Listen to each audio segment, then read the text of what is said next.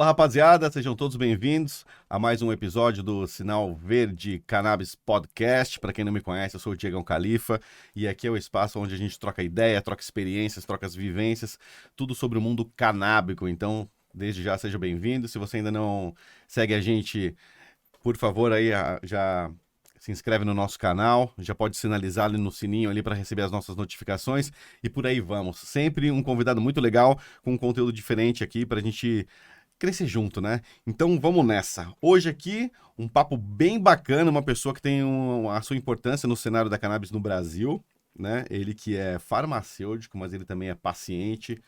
E nós vamos trocar uma ideia hoje com o Murilo Chaves. Murilo Chaves, seja bem-vindo, meu amigo.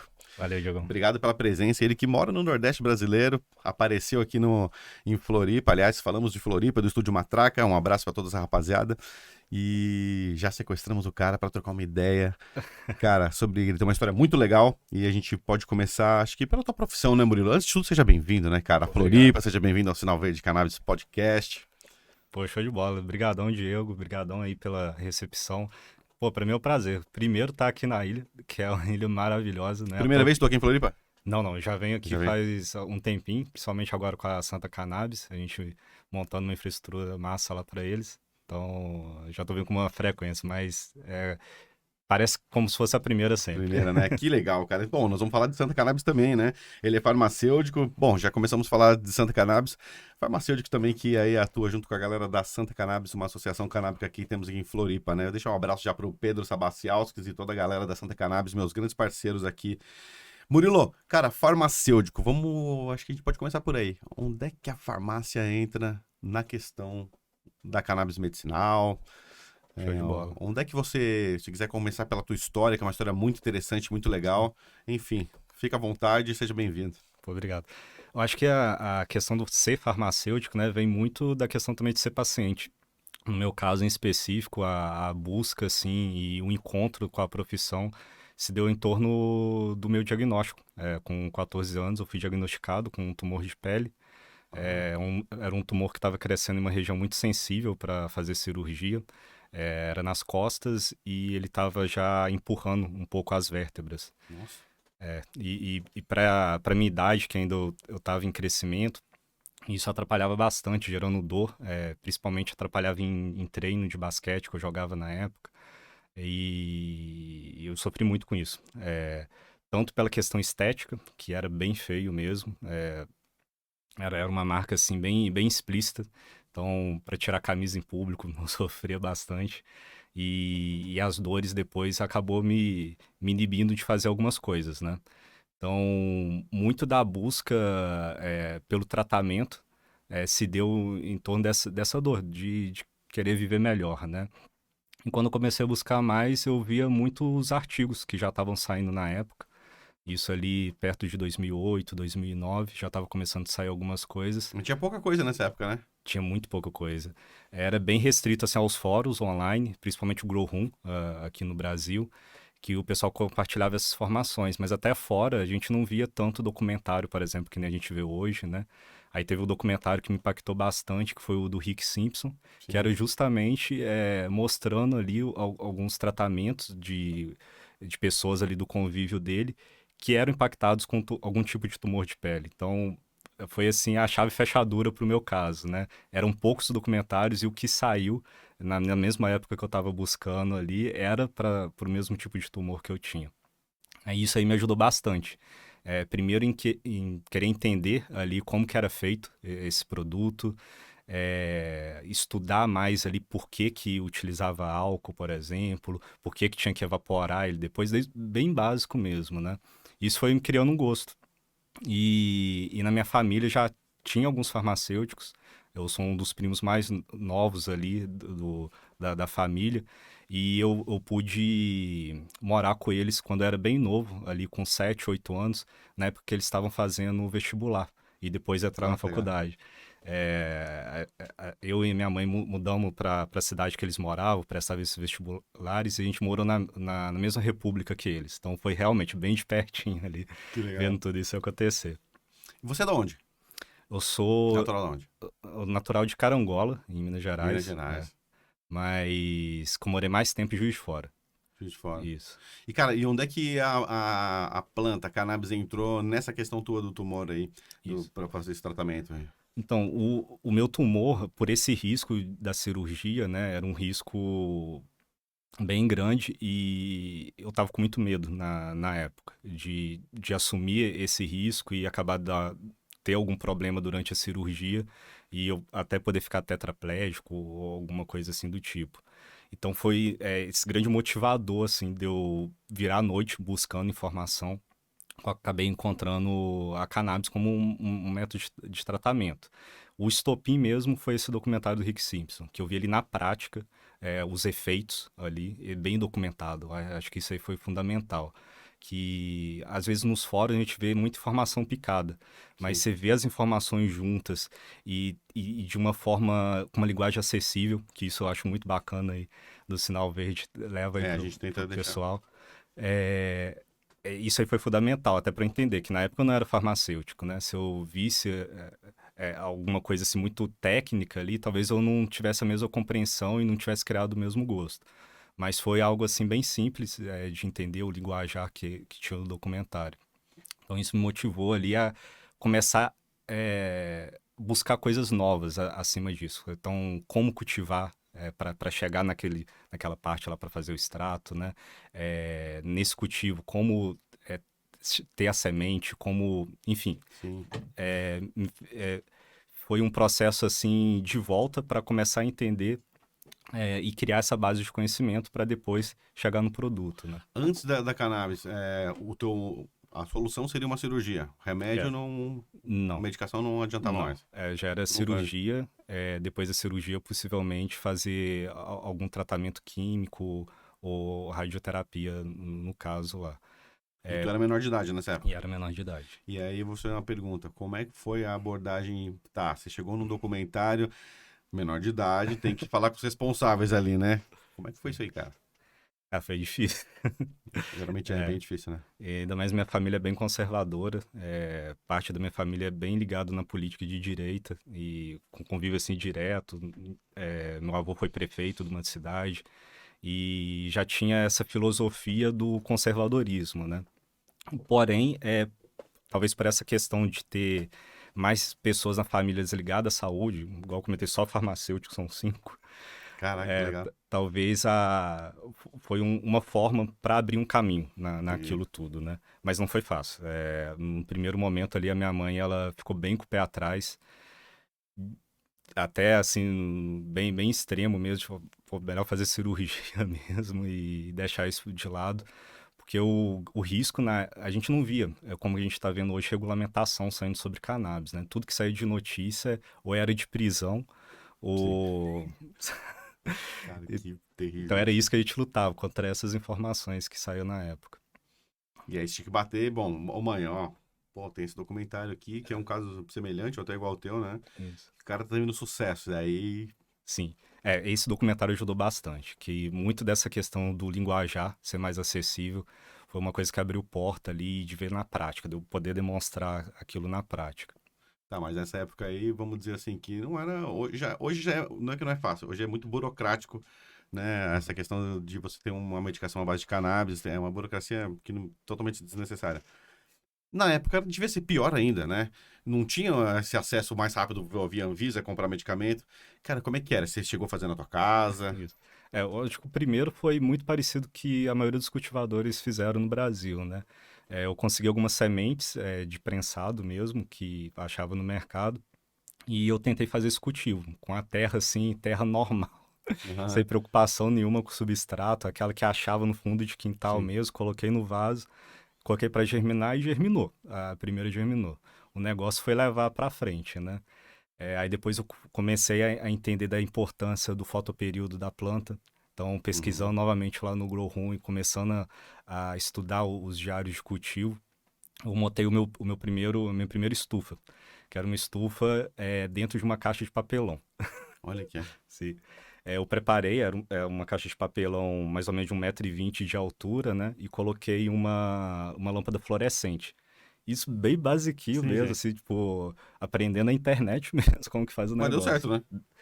Foi, entre aspas, né? Esse primeiro cultivo, a planta seguiu, foi ali até o vegetativo, mas eu não consegui chegar com ela na floração. Teve um período dela que ela quebrou, o galho quebrou, aí começou a gerar uma decomposição interna ali dela, enfim, Me perdeu. perdi.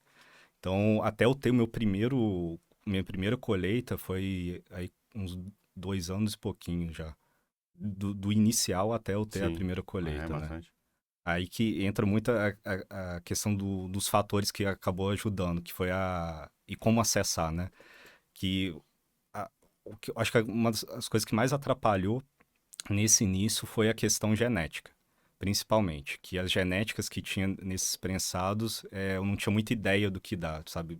É, Entendi. se era melhor plantar outdoor, se era melhor plantar indoor, se plantava direto em solo ou plantava em vaso. Aí eu acabei fazendo de acordo com as minhas condições ali ambientais, faria sentido, não o que aquela genética precisava. Entendi.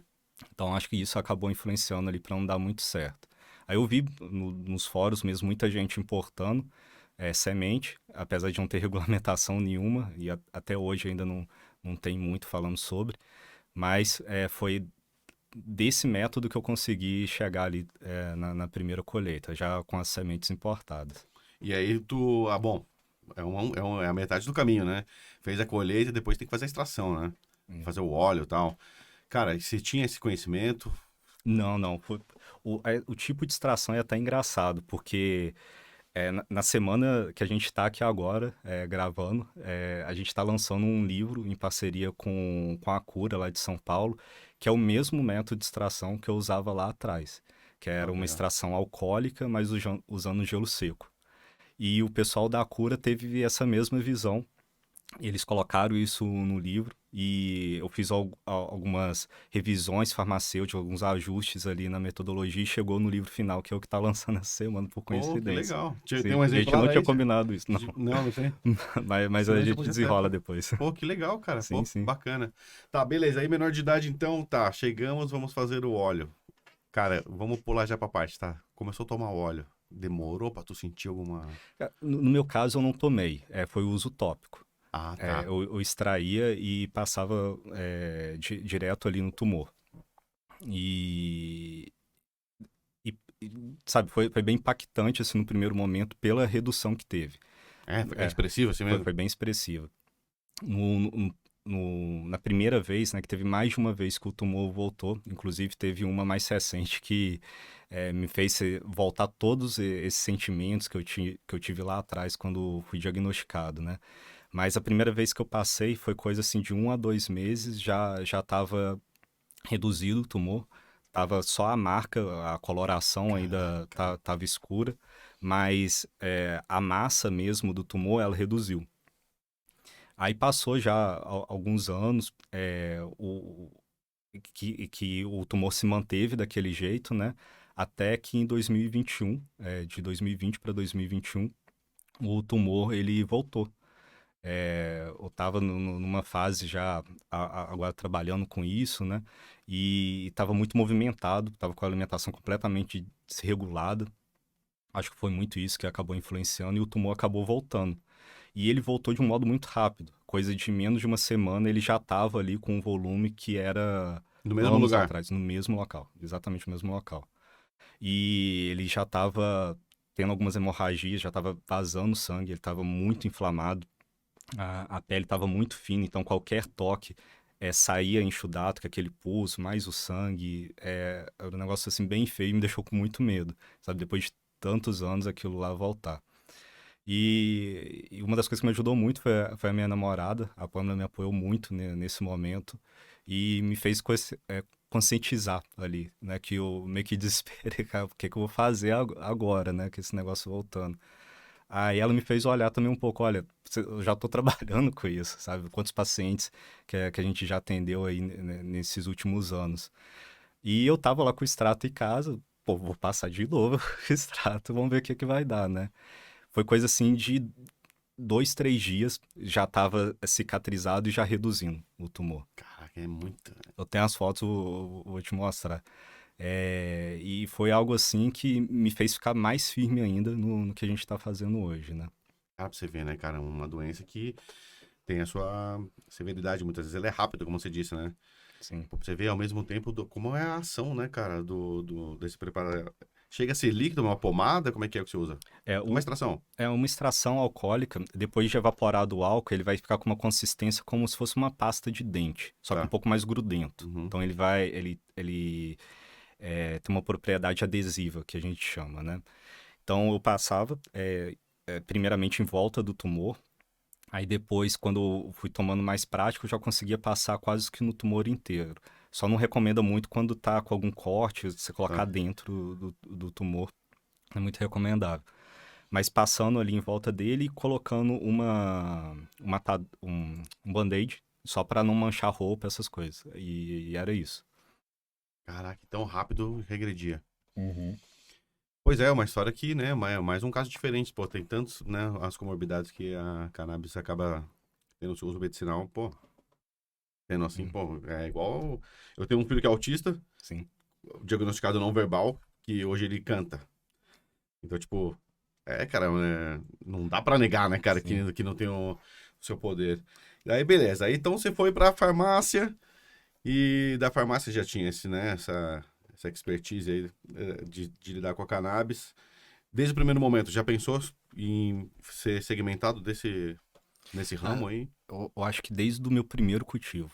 Isso é um negócio bem Cara, engraçado. que legal, então. Eu acho que eu falei isso com pouca gente. Ó, bacana, hein? Aquela primeira estufa que eu falei, que era em papelão, né? Eu me identifiquei tanto com aquela relação com a planta, o cultivar, a questão dos nutrientes que a planta ia absorver e depois, no final, que aquilo ia virar um medicamento, né? Isso me deu muito gosto. Aí a estufa, ela tinha um nome de Gênesis, tipo, como se fosse o começo ali Cara, que legal, hein? Tem daquilo. um significado ali. Sim, sim. Pô, que legal, hein? Então, eu acho que foi uma coisa assim que realmente foi amor à primeira vista. Eu me identifiquei que primeiro aquilo iria me beneficiar por uma coisa que eu estava sofrendo muito e pelo dia a dia de se cultivar uma planta, depois a complexidade dos tipos de extrações, que são vários, né? E isso daí alimenta um pouco a mente. Para mim, eu me sinto muito feliz fazendo isso. Cara, que é importante. E, né, pô, você mesmo disse, né? Você vem de uma família conservadora, né? Política de direita. Cara, como é que eles viam o tratamento acontecer, né? Tudo aquilo, pô, em prol da tua saúde, da tua qualidade de vida acontecer. E aí, como é que ficou o entendimento deles, cara? Da parte da família da minha mãe, eles sempre olhavam assim com um olhar meio negativo. Então a gente, eu e minha mãe preferia não levar tanto para eles essa situação. Com a minha mãe foi bem difícil, uma coisa que eu acho que toda mãe faz isso e a minha não deixou de fazer e fez com muita ênfase, é cuidar da segurança, né? Então sempre me conscientizou muito com a questão de exposição, de ficar mostrando isso. Então, o meu primeiro cultivo, pouquíssimas mesmo, pessoas sabiam, eram pessoas assim que eu dependia para ter aquele cultivo que sabiam. Amigos não sabiam, praticamente ninguém mesmo sabia.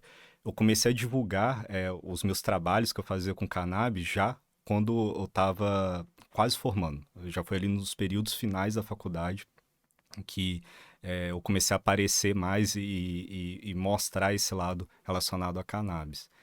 E isso acho que foi uma das peças também fundamentais ali nesse processo, que realmente antigamente tinha um risco muito grande de ser travado por algum tipo de denúncia, né? Sim. Vizinho, por exemplo, cultivar em jardim. Era uma coisa muito interessante que ia ficar visível e às vezes a pessoa não conhece. Hoje em dia tem mais informação, mas mesmo assim, às vezes pega uma pessoa que tá focada ali no dela, não chega as informações relacionadas a cannabis, né? Aí acha que é algo maléfico, que pode trazer algum prejuízo ali para ela de alguma maneira. A gente viveu aí muitos anos de proibição com muita publicidade negativa e de fato a gente tem isso na cultura, né? Então, disso de não divulgar, de cuidar da segurança, com certeza ajudou muito. Então, a preocupação da minha mãe eu vejo hoje como muito válida, sabe? Sim. Na época era difícil entender isso, né? Mas hoje eu vejo que fez todo sentido. E o apoio que ela me deu depois para se tornar farmacêutico de fato, depois fazer pós-graduação também, tudo relacionado a cannabis. Ah, que legal, cara. É, Teve algum problema com a justiça em todo esse caminho, desde o primeiro cultivo? Teve? Isso aí eu acho que é tradicional. Principalmente naquela época, a gente importava muita semente, né? Cultivadores de modo geral. E eu também não saí disso, eu também tive que importar as minhas sementes para dar certo. E as primeiras exportações correu normal, mas eu comecei a tomar gosto pela coisa, comecei a fazer aquilo com mais frequência.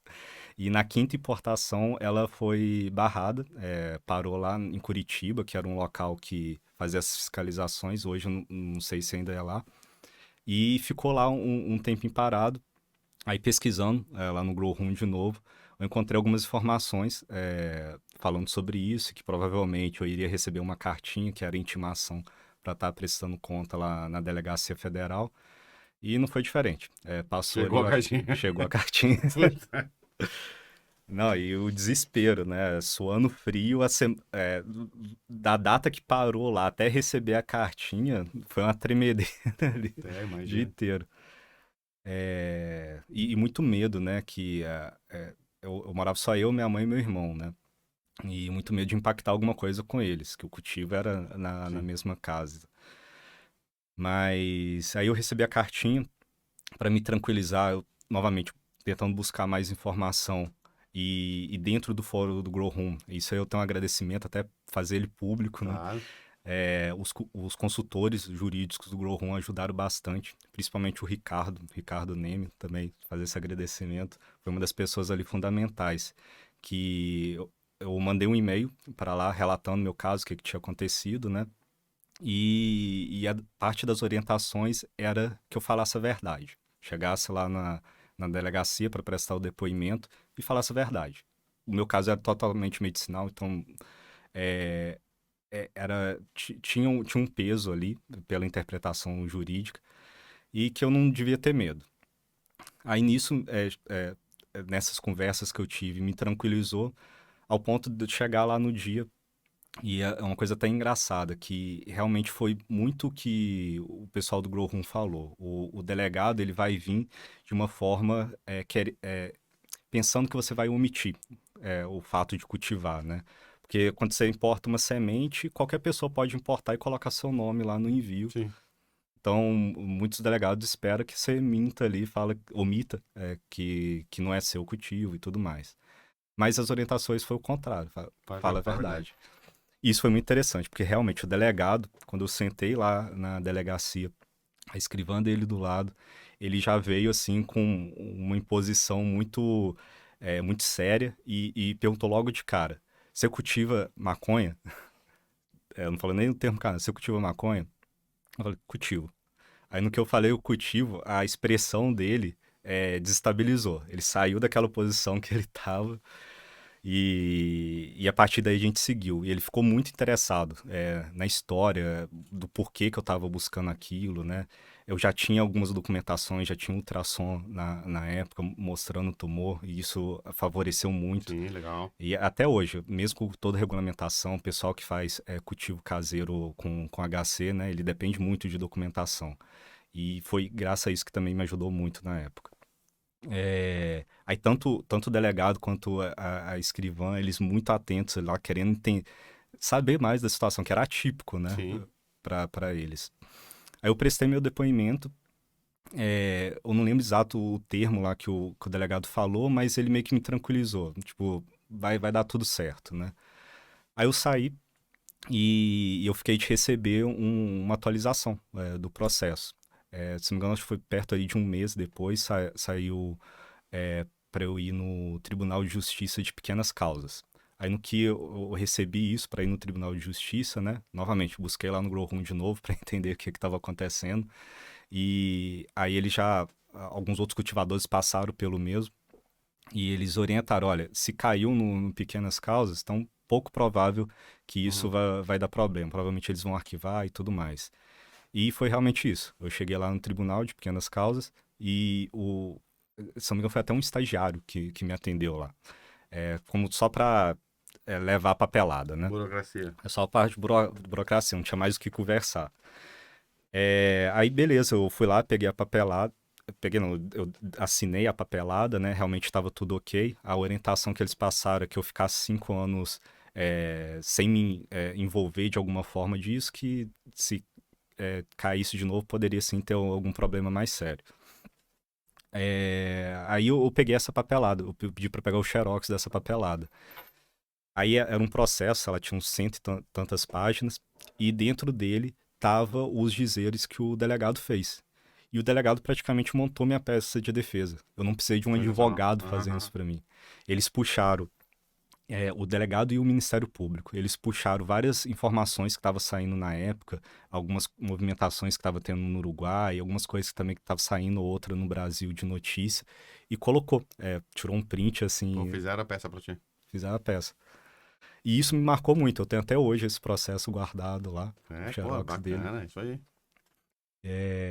Então, nisso aí eu fiquei cada vez mais convicto que era aquilo que eu deveria fazer, né? Que eu deveria seguir esse lado profissional da coisa. É, tudo do universo levando Isso. Como para chega, né, isso, cara? né? Tá, e aí vamos lá. Se formou, começou a trabalhar com isso aí como é que você foi parar numa das associações mais importantes do Brasil, que é a Abrace, né? Sim, Como é que é essa história aí? Trabalhar com o Cassiano. Pra sim, quem não conhece, a Abrace é uma das associações mais antigas também, né? E sim. já tomou tudo quanto é lado ali.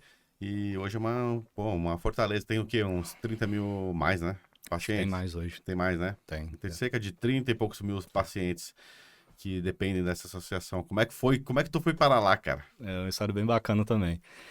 Durante a faculdade, durante a graduação, nos últimos períodos, eu estava fazendo um trabalho de conclusão de curso.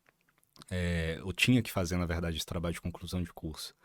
E eu queria, estava convicto que seria algo relacionado a cannabis. Aí eu acho que o sonho de todo pesquisador farmacêutico é ir na bancada e fazer o produto ali real, né? Não ficar só na papelada, revisão bibliográfica e tudo Sim. mais.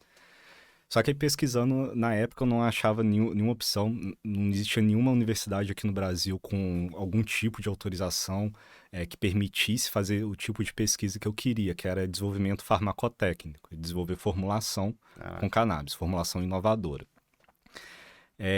Aí o que eu encontrei foi a UDELAR, a Universidade da República lá no Uruguai, que Vamos lá. seria o mais próximo e minimamente razoável ali dentro da minha condição para estar tentando, né? Aí eu apliquei o meu projeto lá, que era o desenvolvimento de um produto de uso oral, um filme aurodispersivo, que se assimila a uma lâmina. Essa lâmina o paciente coloca na boca e ela dissolve e vai liberando os canabinoides ali. Olha que legal. Para paciente acamado é muito bom. Paciente que perdeu outras vias de acesso. Paciente com Parkinson, que tem muito tremor, que às vezes não consegue gotejar a solução oleosa. O filme é muito útil nisso. Aí passou um tempo, eu já estava assim meio que sem expectativa de uma resposta da UDELAR, que seria assim o mais próximo. As outras universidades ou era lá no Canadá, ou algumas lá na Europa que tinha. Que eu já não tinha muita esperança de fazer, que era muito caro mesmo, né, para ir. Mas aí da UDELAR eu apliquei e tava demorando. Eu achei que não ia responder mais, tinha meio perdido a expectativa. Até que chegou num ponto que eu tava lá, eu lembro até hoje, em casa, lá deitado na cama. Eu já tava, pô, vou ter que fazer estudo bibliográfico mesmo, não vai rolar bancada não. E até que eu achei uma notícia falando da Abraço, na Folha de São Paulo. Foi uma daquelas primeiras notícias, quando a Abraço tinha acabado de conseguir a autorização, a liminar que ela tem até hoje. E tava falando lá na notícia, caramba, tá acontecendo isso aqui no Brasil. Eu nem tinha visto isso de perto, nem tinha ouvido falar disso, né? Caramba, que massa, eu fiquei vidrado naquilo, né? Aí eu escrevi além do projeto, eu escrevi ali um embasamento do por que eu queria fazer tudo aquilo, né? E, e, e na mesma semana que a Abraço me respondeu, a Udelar também me respondeu. E as duas mandando aprovação. Tipo, pode vir pra cá Que legal. fazer seu estudo. E aí eu fiquei nesse primeiro dilema, né? Ou eu fico no Brasil, ou eu vou pra Udelar, né, pro Uruguai. No Uruguai eu fiquei com a questão em mente, pô, o Uruguai já tá com a regulamentação, pô, já tá caminhando. E aqui no Brasil não tem nada, tá tudo construindo agora. Eu fiquei com isso em mente. Aí eu fui um pouco assim pretensioso nisso, né? Pô, quem sabe com o meu esforço aqui, né? Já que eu tô convicto e querer trabalhar com isso, talvez o meu esforço possa contribuir aqui Claro. no Brasil, né? Aí foi muito por isso que eu quis ficar. E, e aí, beleza, eu dei o ok lá, pô, vamos fazer isso mesmo acontecer.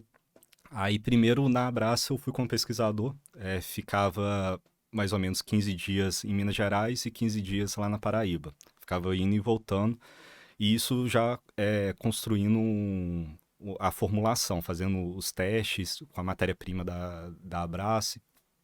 E no meio disso, eu comecei a me entrosar muito com o pessoal. Realmente foi um laço de amizade ali, o pessoal do laboratório, depois o cultivo, depois a parte do Cassiano mesmo, a gente ficou muito amigo.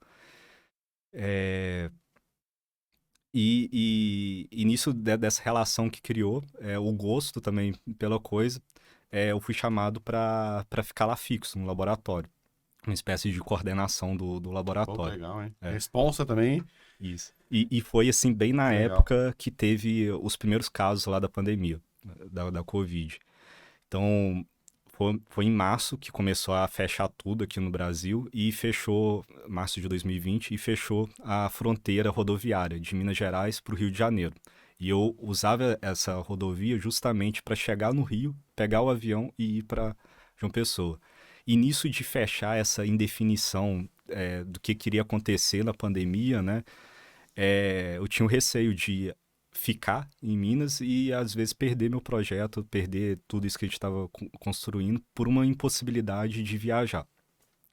Aí quando saiu que ia fechar essa rodovia, no mesmo dia, foi à noite, eu já comprei a passagem para pegar o outro voo. Então eu viajei de madrugada na rodovia e peguei um voo no dia seguinte já para seguir para João Pessoa. Aí eu fiquei lá 1 ano e 6 meses sem voltar para casa durante a Cara, pandemia. que irado. Imersão mesmo, né? Mas foi um período assim, bem massa, que durante a pandemia cresceu muito a associação, Aham. né? No início dos trabalhos que eu comecei lá, estava com 800 pacientes. Até a conclusão dos meus trabalhos foi 24 mil pacientes. Caraca, meu. Muita gente procurou, Muita né? gente. E deu para fazer bastante coisa lá, né? A gente conseguiu organizar a associação de um modo bem profissional, que ela conseguisse crescer com as próprias pernas e de uma forma estruturada.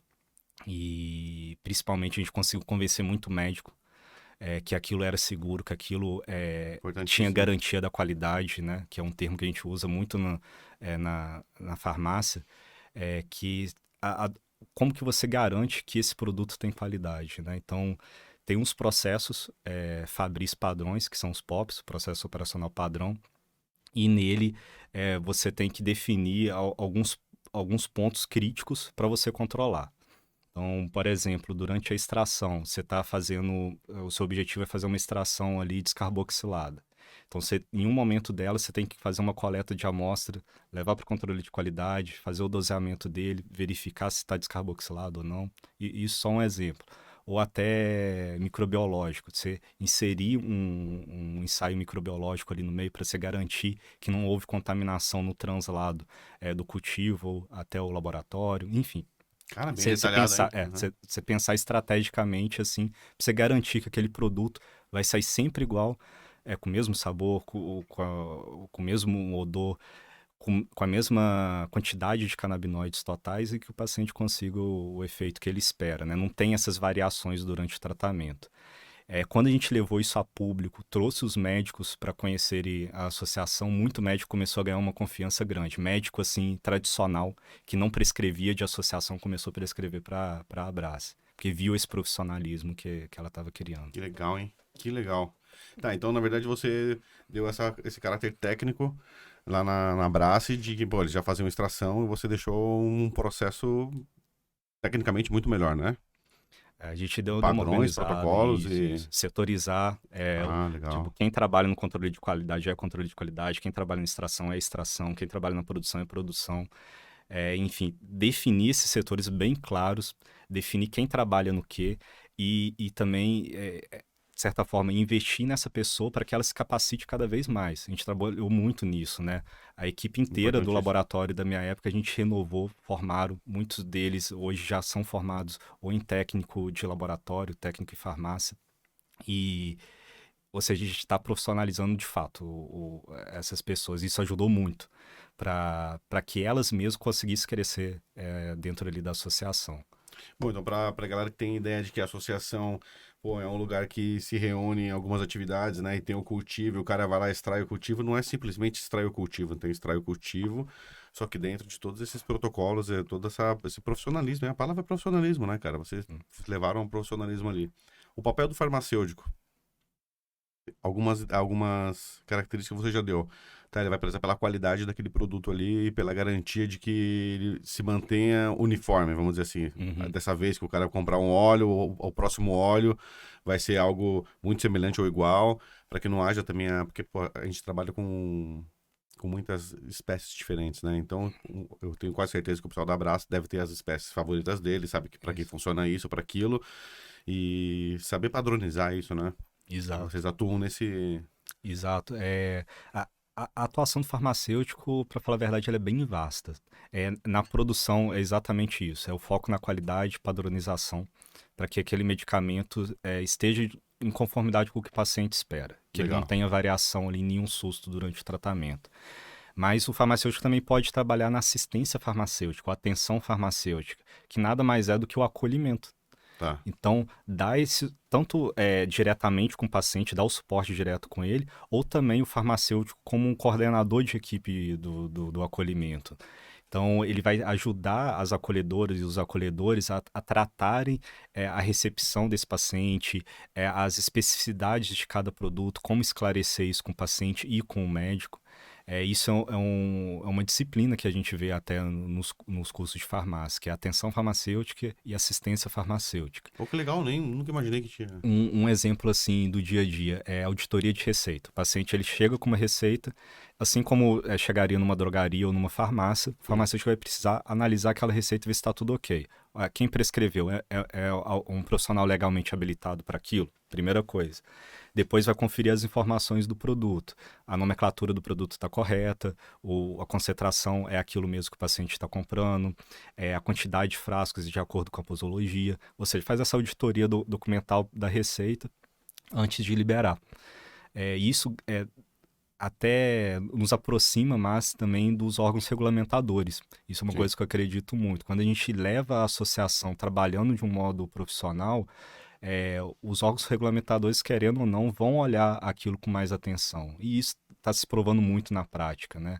Essa aproximação agora das novas regulamentações já embarcando as associações de algum modo naquilo. Apesar que ainda não tem nada votado concreto, mas a gente sabe que tem algumas articulações internas na própria Anvisa que querem fazer isso acontecer, que enxerga que o paciente ele vai ter segurança e eficácia no tratamento, que são os dois pilares ali quando a Anvisa vai liberar ou não um produto.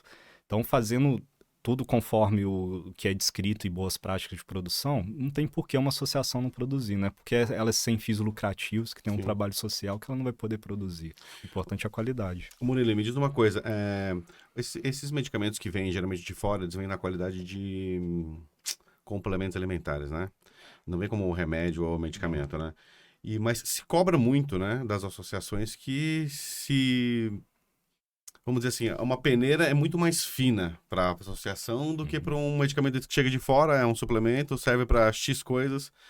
Mas eu vejo que existe uma cobrança maior, né, cara, nas associações, né, cara? O É, que é bom também, né? O que é bom, mas seja ser um pouco desleal também, né? é. Em comparação com os caras vêm aqui, jogam aquele monte de produto que não tem muito. A peneira não é tão fina. Então você não sabe exatamente muitas informações ali e que a Anvisa, que é o órgão Aham. regulador, vai cobrar de uma É. associação, né?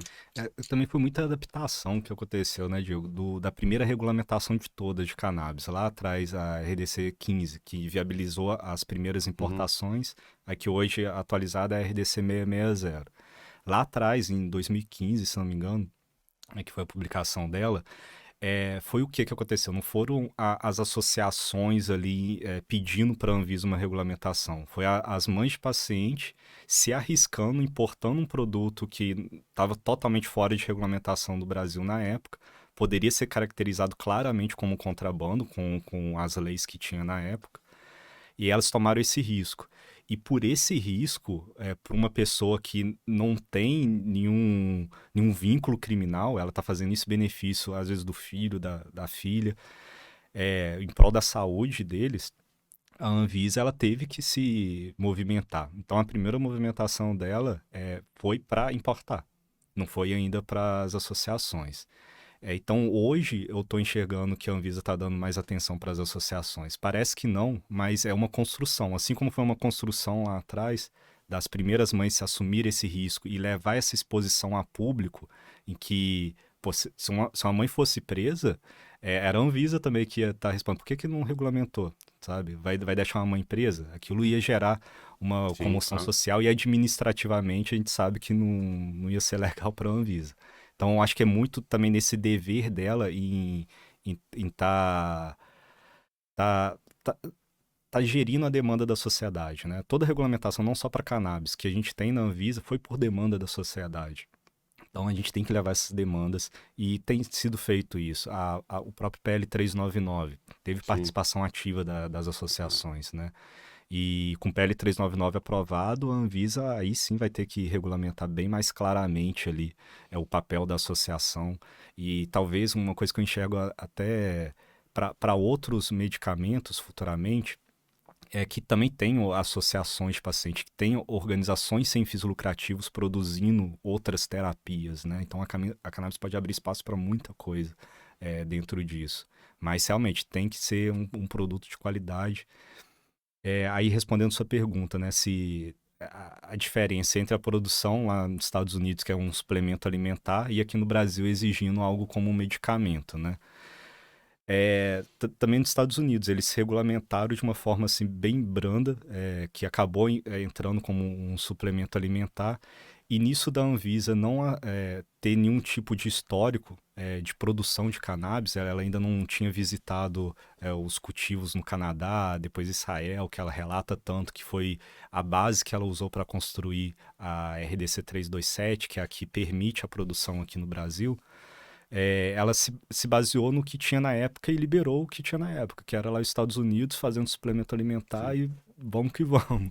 Então acabou chegando muito desse produto aqui no Brasil e, a meu ver, é uma regulamentação que já está um pouco defasada. E um exemplo claro disso é essa questão o- quase que um oposto entre a associação sendo exigida de uma produção medicamentosa, enquanto está chegando produto aqui no Brasil que é produzido como suplemento alimentar com um custo de produção bem mais reduzido do que aqui no Brasil. E com uma origem também muitas vezes desconhecida, né? Muitas vezes, Pode ser que tenha um produto até vencido, o cara muda o rótulo, tá? Bota na validade nova, manda é pra lá, porque, impressionante. né, a gente não sabe, né? É complicado. E, cara, me diz uma coisa, você, nessa tua experiência de farmacêutico atuante numa associação do tamanho que é a Brasma, né? Uma das maiores, se não for a maior do país, cara, por onde você vê que a gente tá indo? Ou pra onde que vai? Você acha que agora vai? Pô, acho que agora, com certeza, tem que É? ir, né? Muita gente precisando. É, Novamente, um dado da Anvisa, né? São 13 milhões de pacientes que dependem terapeuticamente da cannabis, que não tem outra opção terapêutica para ele que senão a cannabis. 13 milhões. E tem relatório de mercado que saiu recentemente que estima que não tem nem 200 mil pacientes sendo tratados no Brasil. Então, a gente ainda precisa de um esforço muito grande de divulgação de informação para que essa informação chegue no paciente e, consequentemente, tenha mais gente produzindo aqui no país. E fique mais barato também, né? Porque Com é certeza. um tratamento que, além de burocrático, é caro. É. Né? A gente tem aí o papel dos ajuizamentos, né, cara? De pessoas que entram através da justiça para pedir o custo, ou enfim, ou pelo SUS ou pelo plano de saúde, porque realmente, cara, é um tratamento caro, né? E é um custo para o Estado também, né? Ficar Sim. arcando isso tudo. Tem licitação de mais de 1 milhão que sai aí toda Eu vi semana. uma de 30 milhões esses dias. E esse dinheiro todo indo para fora do É país. isso, eu queria chegar aí, porque, cara, a gente tem uma maior área plantável do planeta aqui no Brasil. A gente tem um solo que, pô, muitas espécies conseguem se adaptar, né? E, pô, um exemplo é esse da Paraíba, da Brás, né? Pô, eles têm Uhum. um formato lá de... Qual é o nome do formato de cultivo deles? Casa de vegetação ou O greenhouse. greenhouse. São aquelas tendas, né? Aquelas casas gigantes. Pô, já é desenhada para aquele tipo de clima, para aquela Exato. planta daquele tipo de clima, né? Então, tipo, a gente não tem um problema de plantio aqui no Brasil. Quanto de mão de obra, de novas fontes de trabalho, né, cara? Impostos podem ser arrecadados ali, né? Com E a certeza. gente tá mandando dinheiro pra fora, comprando produto gringo, nem sabe qual é a qualidade. Muitas vezes é totalmente inferior do que a gente pode ter aqui dentro, né? Sim, e aqui no Brasil, não só tem a maior área cultivável do planeta, eu arrisco dizer, É, mas é. mas é uma das melhores do mundo para cultivo. E quando a gente analisa, tem um mapa agroclimático do Sérgio lá da UFV, que ele publicou, uma modelagem computacional para identificar ali as melhores áreas de cultivo do país. E coincidentemente, as melhores regiões de cultivo do país são as mais economicamente vulneráveis. Aí, ó. Então, a gente tem assim, uma chance única de colocar uma nova economia, uma nova indústria nessas áreas, gerar emprego, incentivar que os profissionais se profissionalizem cada vez mais, Isso. né? E isso já não é mais teoria. A Abrace mesmo provou isso, né? Formando seus profissionais. A Santa Cannabis também está fazendo isso, entre várias outras associações hoje em dia. Então já é uma prova, já está claro isso que tem potencial e que dá certo. Acho que a mesada tá dando mais certo.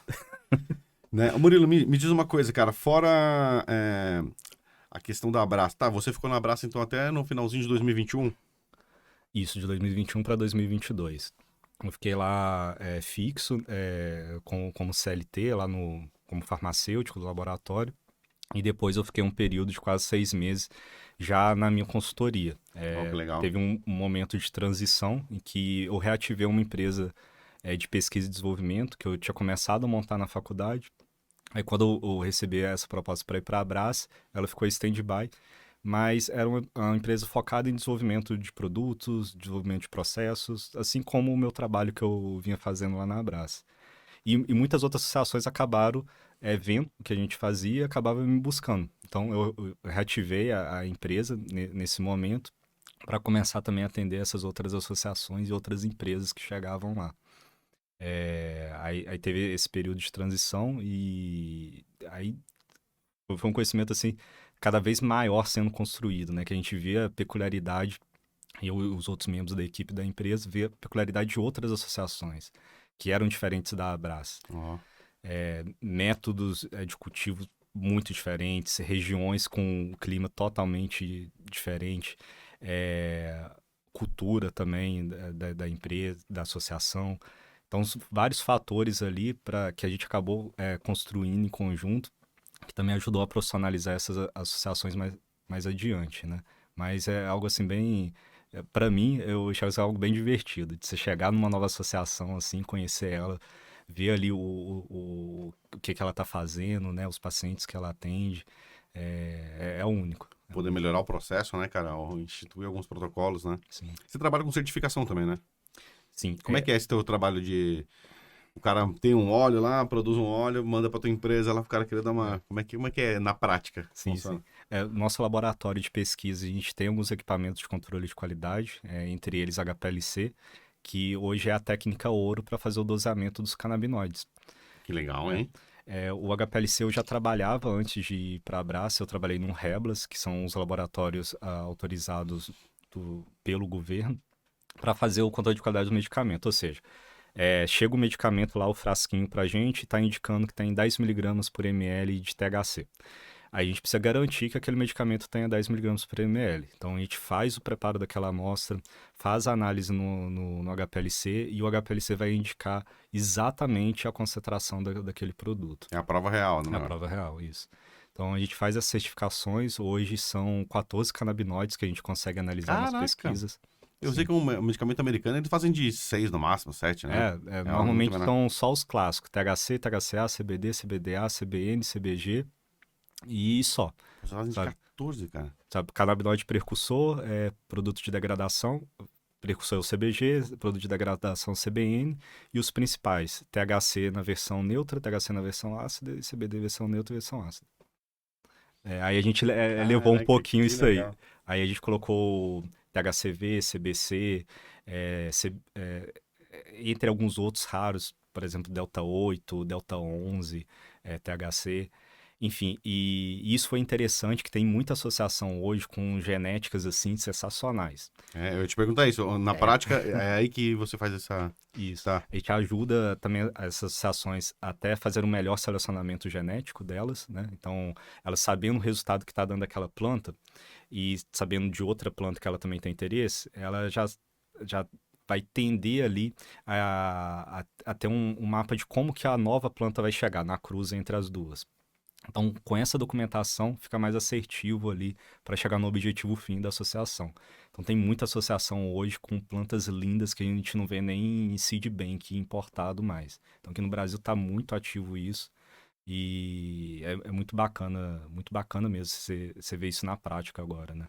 Cara, a gente tem alguma coisa nativa do Brasil ainda? Ou já tá uma misturada Tem. de híbrida? Como é que No tá? Nordeste mesmo tem algumas É. nativas. A gente tem algumas sementes lá que é bem clássica mesmo do Nordeste. A planta ela se dá bem, tolera alta temperatura, alta umidade, então dá para cultivar no litoral também, se quiser, sem problema de mofo, sem problema de mosca, entre outros fatores ali. E é uma planta que cresce muito, que facilmente chega a 3, 4 metros. Eu já vi plantas dessas, Outdoor, mais... Outdoor. outdoor. Mas tem plantas que chegam até mais dessa genética. Pô, Então que é uma legal. planta bem rústica mesmo, que inclusive a gente usa em alguns projetos para cruzar com outras plantas, às vezes importada, para trazer essa adaptação genética aqui para o Brasil. Então, que é uma das coisas assim que a gente viu muito acontecer, muito mesmo, principalmente no início das associações. Era importar uma genética que falava que era CBD, vinda lá do Seed Normal. Bank CBD. Começou a cultivar aqui no Brasil, deu só THC. Então, essa adaptação, ela precisa ser feita e a gente foi ver isso só na prática, por falta de regulamentação. Sim, Se imagino. tivesse o mapa lá, por exemplo, o Ministério da Agricultura e Pecuária fiscalizando isso tudo, ou a Embrapa ajudando ali os produtores, mas não, foi na prática, foi realmente ali o esforço dos cultivadores, das associações, levando essas pedradas ali técnicas para aprender como que faz o negócio acontecer, né? Então, Adequação, né? Cara, e essas espécies que são, vamos dizer, nativas do Brasil, cara, são de qualidades legais? Tem alguns diferenciais em relação às gringas, As assim? grandes nativas assim mesmo, elas são bem rústicas, né? Então, às vezes, não vai ter a mesma produção que uma genética nova lá dos Estados Unidos, Uhum. com diversas cruzes ali de selecionamentos genéticos. Mas é uma planta que, na minha opinião, eu considero muito boa para essa parte, de você deixar mais rústica, mais bruta, digamos, uma planta para ser cultivada no Brasil. Aí a gente faz essa cruza entre a Uhum. nativa com as importadas. Mas tem muita planta boa, manga rosa mesmo. Tem toda essa história, e não é só história, ela existe de Eu não fato. sei, isso aí eu sei. Então, Ela existe. e é algo assim. Beleza. E o massa, assim, que pouca gente tem noção, principalmente que o pessoal que fica mais no Sudeste, que ainda não conheceu o Nordeste, mas o Nordeste tem uma cultura muito forte para cannabis, tem muita Sim. gente boa lá, mantendo essas genéticas O Delta ainda. de São Francisco ali, né? É, É uma área que eles têm um polígono ali, né? é, Também tem aquela região ali. E, bom, lá pra cima também na Paraíba, né, cara? sim, sim. A galera que tá. Quanto tempo tem abraço já? Acho que vai ser 7, 8 anos. Vai dar. Foi em 2014 que É ela foi muita experiência que fundada. eles têm ali, né, também, né? E o povo local do Nordeste já tem, né? Eu vi um documentário brasileiro outro dia falando sobre isso, que eles chamavam com outro nome, não lembro qual era o nome agora, só que, tipo assim, toda uma região inteira usava ali pra várias coisas. Ah, Sim, sim. tá muito nervoso, tá passando não sei o quê, toma um chá de não sei o quê, toma um chá... E aí, quando vê, era maconha, cara. Foi lá no Mas ele Nordeste. usava outro nome. É Dirijo, se não me engano.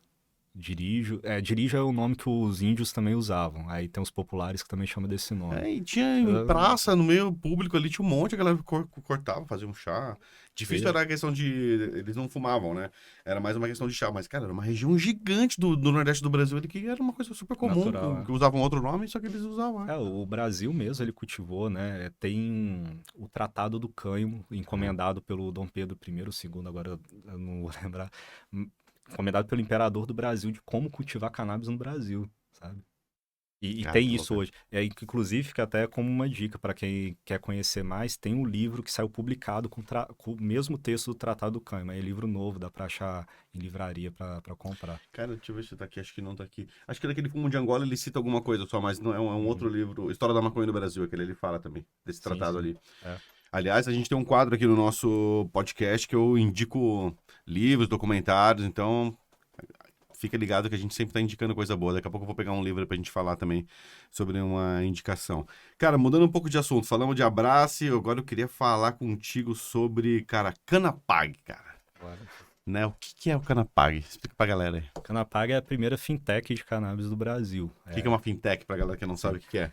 É meio de pagamento, PagSeguro, Legal, boa. Pagar.me, Mercado Pago. Então, como que vai processar esse pagamento da cannabis no Brasil? Isso era uma dor que a gente via muito na Abraço. Eu e o Misael, o outro fundador da Canapag, a gente sofreu muito com isso na pele, de paciente fazer um pedido de compra, tentar pagar e ter o seu cartão de crédito bloqueado por causa desse tipo de compra.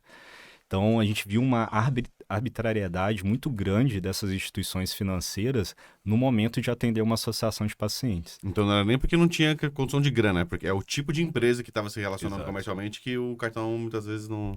Muitas vezes. E também, às vezes, o paciente não tinha também o costume O de valor. fazer com valor, exatamente. Tem muito paciente carente que, às vezes, o R$ 300 para ele é a compra ali mensal do supermercado inteiro dele. E, ao mesmo tempo, que é a compra de um único frasco de medicamento. Então, ver esses tipos de transações mais altas acontecendo, às vezes, paciente que compra uma quantidade para durar aí 6 meses de uma vez para não precisar ficar recomprando, aí acabava que acontecia esses bloqueios. Aí a Canapag veio em cima disso. A gente trouxe o Diogo, que é um outro fundador que eu já conhecia há mais tempo, e que eu sabia que ele já tinha uma experiência na área. Ele teve uma outra fintech que era de meio de pagamento só focado em eventos. Aí durante a Oh, que pandemia legal. também teve É, problema lá na empresa dele e acabou surgindo essa oportunidade. Primeiro, os pacientes de cannabis precisando, e o Diogo com o conhecimento vasto ali que ele tinha na área de como se montar esse meio de pagamento. Então a gente uniu ali os 3 sócios e vamos fazer isso acontecer. E também não foi um processo simples, não é só porque é empresa privada, no caso, que a gente conseguiu caminhar tranquilo. Foi quase 1 ano e meio tomando muita porta na cara das instituições financeiras ali que a gente precisa ter o alinhamento para a Canapag estar funcionando e negando a Canapag. Todas negavam a Canapag. Então foi uma articulação que a gente teve que montar em cima desse cenário financeiro todo. A gente teve que juntar muita documentação técnica regulatória, comprovando que toda essa operação era regular. E aí sim que a gente conseguiu, depois de 1 ano e meio, fazer a primeira plataforma da Canapag. Aí hoje a Canapag já está atendendo quase 40 clientes, entre associações e importadoras de medicamentos, e levando essa praticidade. A gente tem um número-chave, que são aproximadamente 90% das transações que eram bloqueadas antes com a Canapag já não é. Caraca, 90 é bastante, hein? 90%. É muito raro hoje em dia ter algum caso, e quando tem esses casos a gente consegue reverter. Reverter. É, Tá, e se a pessoa quiser fazer um financiamento também rola? em breve. Legal. Tá no caminho. Porque é uma coisa É a que nossa ideia. é um tratamento caro, né? Mesmo comprando Isso. de associações que geralmente é um custo um pouco menor do que os medicamentos importados, até pelo frete, que o frete deixa o negócio astronômico. É uma coisa que, pô, é caro, né, É cara? caro. E uma das coisas que a gente tá vendo muito também de demanda é para as próprias associações poderem movimentar ali e construir seus laboratórios, construir seus cultivos. Então, elas também dependem de investimento. O que a Canapag consegue ofertar já hoje de imediato é o parcelamento, que muitas empresas Ah, também já não salva, hein? conseguiam. Aham. E pagando com cartão de crédito nacional. E que em muitos outros casos, quando achava algum gateway, era um gateway, o meio de pagamento, né, que é o gateway, de outro país e precisava de cartão internacional, então era bem complexo. Hoje, os pacientes que fazem o pagamento via Canapag conseguem parcelar em 12 vezes Pô, 12, pô, tranquilamente. que legal, hein? Isso. Então, para comprar, assim, medicamento 6 meses ou Uhum. 1 ano, ele consegue viabilizar ali, dividindo direitinho, né? É, uma baita ideia e só quem tá no meio consegue ver essas gaps que vão surgindo, né, cara? Pô, o cara tá inviabilizado de ter o tratamento dele porque, pô, é um tipo de transação que não é reconhecido, derruba o cartão. Né? Cara, que... E na Canapag, assim, foi bem massa, que é uma coisa que eu priorizo muito, que é a divulgação de informação. tanto da minha parte como farmacêutico, desenvolvendo formulação, construindo processo, como também na Canapag. A Canapag, ela trouxe uma visibilidade para o cenário bem interessante. Ela foi a primeira startup selecionada pela Degree Hub, que hoje é o principal hub de inovação para cannabis e que ela faz aceleração de várias outras. A Canapag foi a primeira ali selecionada no crivo dela e, consequentemente, trouxe muita mídia. A Canapag já está aí na terceira citação na Forbes falando sobre ela. Sabe, uma empresa de cannabis sendo citada por uma mídia grande desse jeito, Sim. sabe? Pô, referência, né? Não sei se tem alguma semelhante lá fora. Tem algumas semelhantes lá fora, aí de acordo com o perfil ali do país regulatório, né? Mas a Canapag também já está expandindo, até uma notícia aí, agora a gente está internacionalizando, vai começar a atender ainda nesse semestre Reino Unido, Portugal e Espanha, ainda nesse semestre. Que também tem uma carência, assim, para os pacientes em meio de pagamento muito grande. Eu tive a oportunidade de fazer uma visita com alguns colegas lá da Espanha, em 2021. E pouquíssimos os clubes lá têm maquininha de cartão de crédito, sabe? A pessoa tem que ir lá no ATM, sacar o dinheiro. Aconteceu comigo, só. Não é? Uhum. Tem que não... Muitas vezes a legislação é federal e não permite, né? Então, aí que tá da interpretação. Assim como no Brasil, dependendo da interpretação, não poderia ter um gateway de pagamento. Sim. Aí vai muito dessa análise regulatória mesmo. Que irado, hein? Que legal. Pô, vai beneficiar quantas pessoas, né? Ainda mais nesse mercado internacional agora, né? Sim, o exemplo mesmo de Barcelona. A cidade de Barcelona são mais de 200 clubes de cannabis. Sabe? Acaba que as pessoas não têm muito essa dimensão que tem os requisitos para o clube existir lá. Sim. Que não pode ter fachada, nada visível ali relacionado a cannabis. Ótimo você falar sobre isso, exatamente. Você vai para Barcelona, vai ver, você não vai ver uma propaganda de nenhum clube canábico. Não, geralmente é uma porta sem nada escrito, as pessoas sabem o endereço, tem que ser associado, tem toda uma burocracia, né? Tem burocracia. E é isso aí, cara. E tem muitos, né? Tem muitos. Da Espanha eu não vou saber o número todo, mas uma cidade de 200 clubes... Sim. E a maioria é de brasileiro, né? Maioria de verdade, maioria de brasileiro. É brasileiro. Pois é, hein, cara. Pô, que legal isso aí, hein, cara. Parabéns pra vocês aí nessa iniciativa aí que... O negócio é encurtar o caminho, né?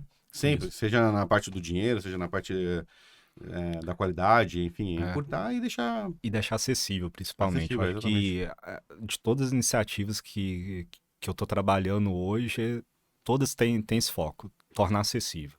E da Canapag também não é diferente. A Canapag, além de trazer essa praticidade do pagamento em 12 vezes, ter a taxa de rejeição reduzida em 90%, o paciente e a loja ali, a associação, a empresa, ela tem uma taxa muito reduzida de transação, no custo da transação. Aquela taxa do cartão. É mais barato que o PagSeguro, é mais barato que o Mercado Pago, que são os principais. Sim. Pô, que legal, hein? E agora, então, tu tá vindo pra dar uma assessoria pra galera da Santa Cannabis. Isso aí. Que legal, hein, cara? Já conhece as instalações deles lá em Itapoá? Já vai fazer 2 anos que a gente vai estar trabalhando aí nesse projeto, junto com a Santa, que incluiu desde da escolha do local, da seleção do local, os requisitos técnicos ali pra gente estar iniciando uma obra do porte que é focado no laboratório. Então, a gente está montando o laboratório lá. Aí, a gente fez toda a parte do projeto arquitetônico, os requisitos de acabamento daquela área, todos com os fluxos mapeados de cada um dos processos, processo de extração. A gente dimensionou todos os equipamentos que vão estar naquela linha de extração, assim como os que vão estar na linha de produção, fazendo a diluição, envase. Esse caminho do digamos, a rota limpa, né? Que vem a matéria-prima e o que sai de resíduo é separado. Esses cuidados todos que a gente vê numa farmácia de manipulação ou que a gente vê numa farmácia viva, a gente tá aplicando hoje na Santa Cannabis. E é uma infraestrutura linda. No ano passado eu estive lá.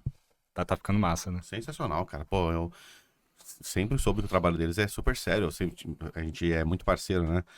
E, cara, mas quando eu vi, assim, o nível que tá, a exigência, sabe? Tipo, cara, eu fiquei muito feliz, cara. Porque, pô, são amigos nossos que trabalham lá, sabe? São pessoas que... Comprometimento é a palavra primeira, assim, de todos eles. E aí você vê o nível de profissionalismo, cara. Cara, eu fiquei assim, ainda falei, Pedro, né? Um abraço pro Pedro aí, Sebastião, que é o nosso presidente da Santa Cannabis. Falei com ele, falei, pô, cara, Pedro, parabéns, cara. Que nível de exigência que tá sendo, né, desenhado ali. Eu agradeço muito ao Pedro, ele meio que deu uma carta branca, ele confiou muito no trabalho que eu venho fazendo junto com a minha equipe na Cuide.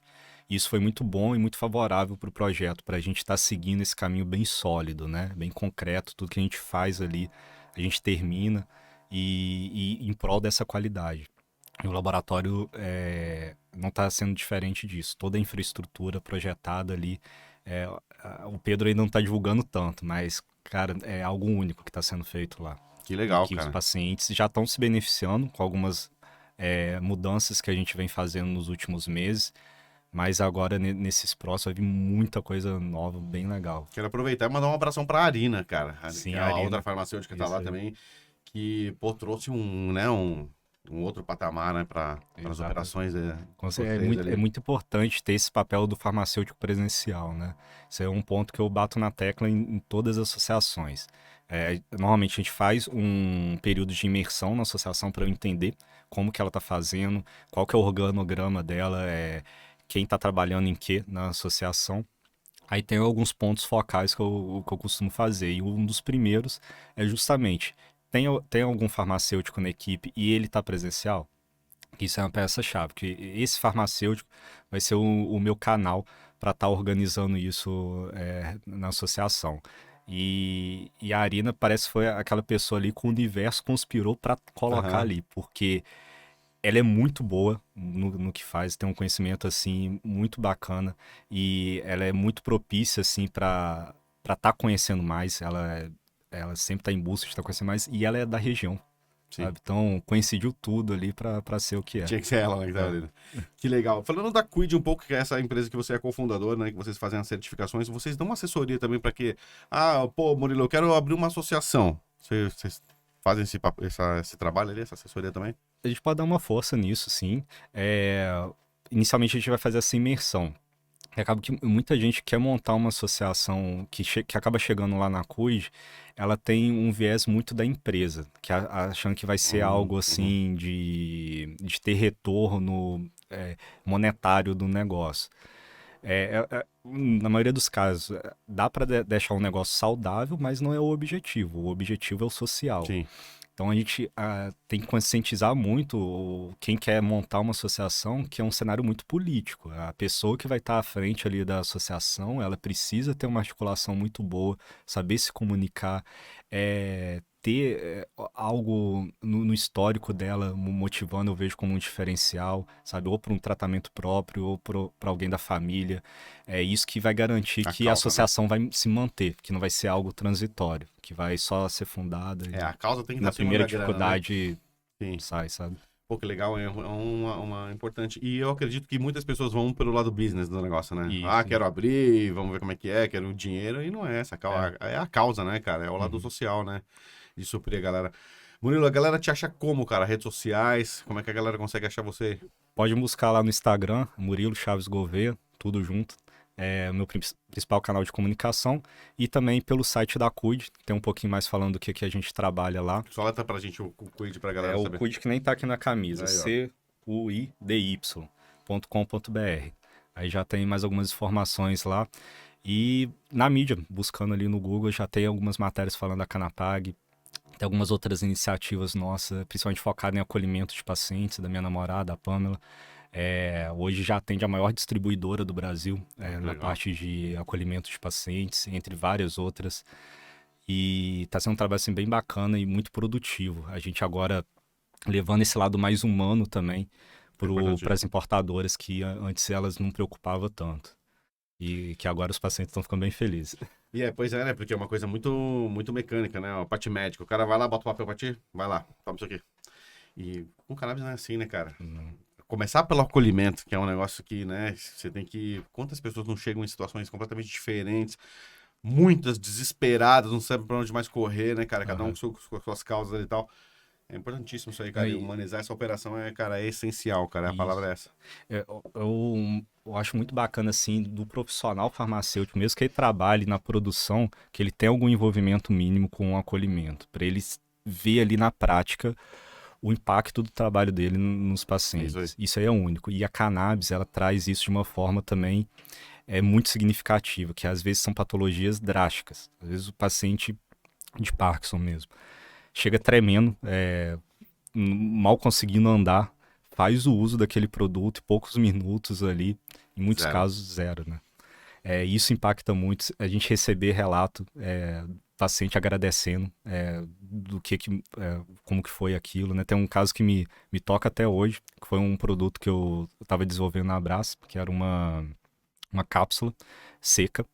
A gente converteu o extrato semimole, semissólido, o extrato mole, em extrato seco e encapsulou. Ou seja, uma cápsulazinha, a pessoa toma, pode levar isso para qualquer lugar e tudo mais. E era uma cápsula de THC. E lá a gente tinha um colaborador Interessante. que trabalhava no cultivo e que a mãe dele tinha fibromialgia. Aí ele achou interessante ali, ela tá administrando dessa forma. Me parece que, pelo que eu me recordo, ela ainda não administrava nada de cannabis, foi a primeira interação dela. Aí ela tomou essa cápsula. Como é uma absorção oral, tem que passar pelo Pelo trato digestivo. trato digestivo, então, para ser absorvida demora. Aí passou o tempo, passou ali umas 2, 3 horas, a tarde inteira ali, não deu nada. Aí, pô, não vai dar nada esse negócio não, daqui a pouco a gente volta pro laboratório e refaz isso daí. Aí acabou que à noite ele me mandou um áudio dela falando, e que era a primeira vez depois de 20 anos e que ela não sentia dor. Só quem tem dor sabe que. Cara, que E, louco, hein? e não é caso isolado, sabe? Isso que mais impressiona, não é caso isolado. Isso aí. Estás no caminho certo. Rapaziada, estivemos aqui então com ele, Murilo Chaves, farmacêutico, humanizado e, além de tudo, paciente também, né? Porque você chegou, né, toda essa história aí como paciente, né, Murilo? Cara, foi um baita prazer conversar contigo, Tamo cara. junto. Obrigado. Seja bem-vindo sempre a Floripa, cara. Parabéns pelo trabalho que você faz aí e que você já fez e que você vem fazendo, né, cara? Atendendo esse monte de galera, dando qualidade, né, a todos esses processos, protocolos aí e trazendo pro cliente final, que é o paciente, né, cara? A segurança que o cara pode usar esse tipo de medicamento, que, pô, tem um certo controle, tem protocolos, tem padrões, que é muito importante, né? Então, galera, esse foi mais um episódio aqui do Sinal Verde Cannabis Podcast. Mais uma vez, convido vocês a se inscreverem no canal, sinalizem lá no sininho para receber os próximos episódios. Mais uma vez, Murilo Chaves Gouveia no Instagram. Vai lá, segue o cara, conhece esse trabalho magnífico que ele faz. E quero agradecer a galera aqui do Matrax Studio, direto de Floripa, que traz o apoio e esse ambiente super confortável aqui para a gente compartilhar todas as informações, vivências, enfim, conhecimento do mundo canábico. Beleza? Vejo vocês no próximo episódio. Valeu!